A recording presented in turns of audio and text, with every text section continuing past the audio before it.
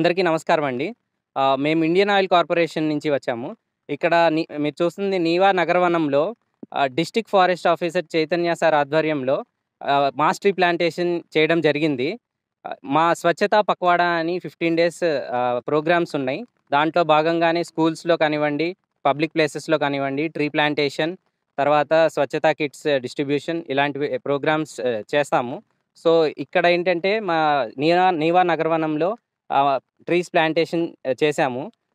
ఈ స్వచ్ఛతా పక్వాడాలో భాగంగా public awareness లో ఈ ప్లాస్టిక్ వాడకం అనేది తగ్గించాలి. ఎందుకంటే అది మన నిత్య జీవితంలో ఈ ప్లాస్టిక్ పొల్యూషన్ ఎక్కువైపోవడం వల్ల క్యాన్సర్ ఇలాంటివి చాలా రకాల రోగాలు వస్తున్నాయి. సో, మనం తగ్గించాలి. ఎలా రెడ్యూస్, రీయూజ్, రీసైకిల్ అనే ఈ 3R పద్ధతిలో మనం తగ్గించాలి. మనం రోజువారీ కూరగాయలు తెచ్చుకునటంలో ప్లాస్టిక్ కవర్స్ తగ్గించడం కానీ, తర్వాత ఈ దీన్ని ఎకో బ్రిక్ అంటాము.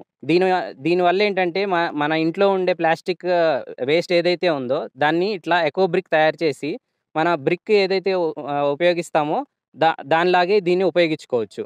అంటే మనం ప్లాస్టిక్ అని జనరేట్ చేస్తున్న ప్లాస్టిక్‌ని మనం వేస్ట్‌లోకి డంప్ యార్డ్‌లోకి పంపించకుండా ఇట్లా మనం రీయూజ్ చేసుకుంటున్నాం. సో, దీనివల్ల ప్లాస్టిక్ పొల్యూషన్ తగ్గుతుంది. మనకి ఉపయోగపడుతుంది. ఓకే. సో, ఈ స్వచ్ఛతా పక్వాడా కార్యక్రమంలో భాగంగా ఇక్కడ నీవా నగరవనంలో దాదాపు 500 మొక్కలు మనం ప్లాంటేషన్ చేయడం జరిగింది. ఇక్కడ మనం district forest officials Anand Reddy గారు, deputy range officer Anand Reddy గారు ఆధ్వర్యంలో ఇక్కడ ఈరోజు కార్యక్రమం జరిగింది.